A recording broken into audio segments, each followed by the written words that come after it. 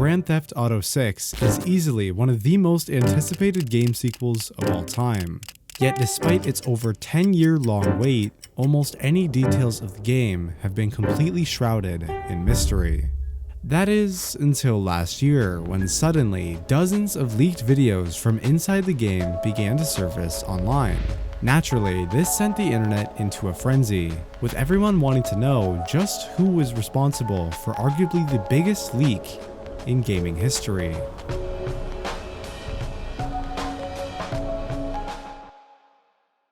Well, developing news tonight on a mysterious overseas hacking group targeting major tech companies. They called themselves Lapsus, a small group of young hackers primarily based out of the United Kingdom. On December 10th, 2021, the group would launch its first ever attack on the Brazilian Ministry of Health. For weeks, they had been secretly gaining access to their cloud servers and copying their internal data, until finally, in the late hours of the night, the group completely defaced the government website, leaving a message stating that they deleted over 4 terabytes worth of Brazilian health records. On the website, they also left an email and a public Telegram group chat stating, "Contact us if you want the data back." A supposed ransomware attack. And it's right here where we begin to notice the first signs of Lapsus's true motives. They weren't some big group of political activists trying to spread a certain message. Rather, they simply wanted to get money and get famous for doing it. And that's exactly what they would do. In the following 3 months, from the beginning of January to the end of March of 2022, Lapsus would breach another 8 major companies.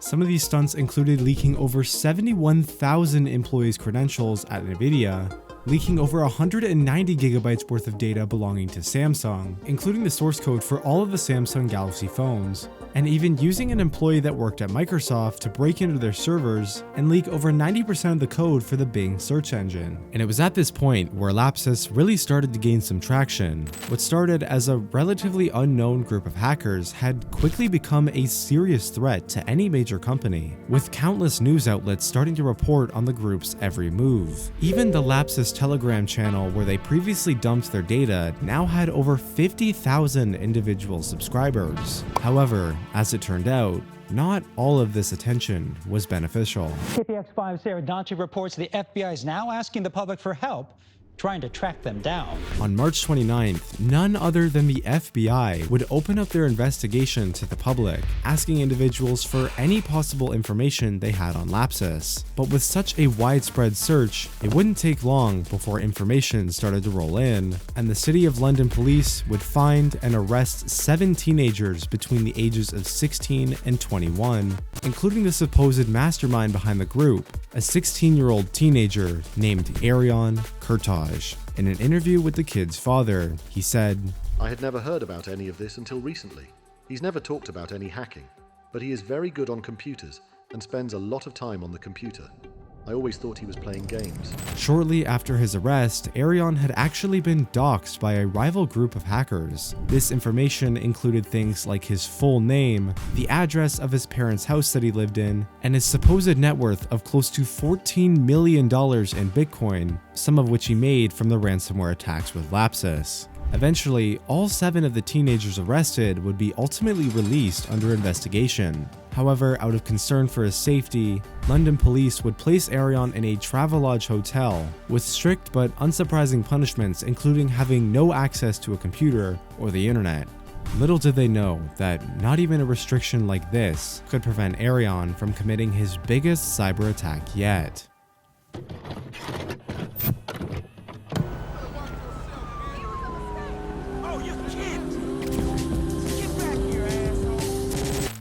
One night while he was on bail, Arion walked out of the hotel he was staying at and into a grocery store nearby. It was there where he would make the unusual purchase of an Amazon Fire Stick, a device normally used to watch TV shows and movies. However, Arion had a different plan with it. After exiting the store and eventually returning to his hotel room, Arion plugged the Fire Stick into the hotel TV, which, coupled with the keyboard and mouse he also bought, gave him somewhat of a makeshift computer using the TV as a monitor, complete with internet access. It was presumed that he then downloaded a web browser off of the Amazon App Store and used some sort of cloud services, like a virtual machine or similar, to execute an attack attack on Rockstar Games. He began finding and creating a list of employees that worked at Rockstar and used various social engineering tactics like phishing scams to gain highly sensitive information like their email and password. All he needed was for one innocent employee to fall victim to this scam, and unfortunately, after some time, that's exactly what happened. From there, he used the employee's email to gain access to Rockstar's Slack, a co-working tool where Rockstar employees shared and stored their work. This included all sorts of highly confidential files, in-progress videos, and even the source code for their upcoming game Grand Theft Auto 6. To say the least, it was a goldmine. Arion decided to take his excitement to a website called GTA Forums under the anonymous username Teapot, where he would post, leak lots of stuff from GTA 6, videos, pictures, and much more. Stay tuned, thanks. Be back soon. As expected, almost no one believed him or took the claim seriously, and this post would quickly get swept under the rug. All the while, Arion was secretly stealing as many confidential files as he possibly could, until finally, on September 18th, 2022, at 3:26 in the morning, Arion would leak over 90 clips from GTA 6 to the public. At the same time, he attempted to blackmail Rockstar Games, threatening to also release GTA's source code. Anyways, I'm asleep for some hours now. Little did he know the chaos that would ensue as he dozed off into the night.